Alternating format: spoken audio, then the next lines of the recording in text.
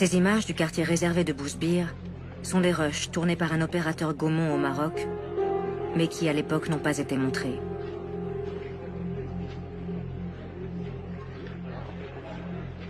Construit en 1922, au moment où Lyautey planifie l'édification des villes modernes du pays, Bousbir est né de la volonté des autorités de lutter contre la propagation des maladies vénériennes en raison du développement de la prostitution.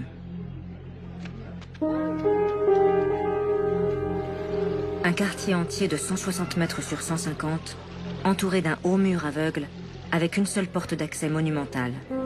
Et à l'intérieur, des commerces, un coiffeur, des cafés.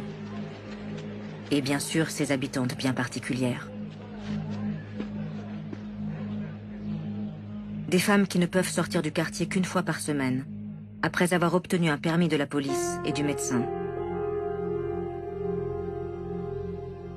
Une prison à ciel ouvert pour ces travailleuses du sexe, photographiée ici par la photoreporter Denise Bellon dans les années 30.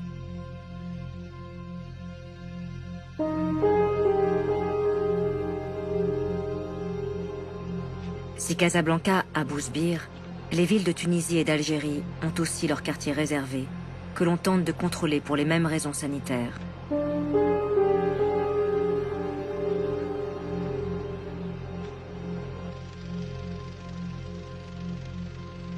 Depuis les débuts de la colonisation, une des motivations pour les candidats au départ, c'est cette promesse insidieuse de femmes offertes et soumises, et qui paraissent mises à la disposition des Blancs.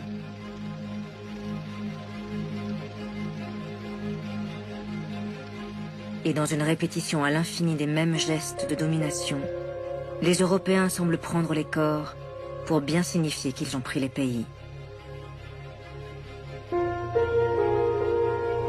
Des images dérangeantes qui témoignent du grand marché sexuel qu'est alors devenu l'Empire.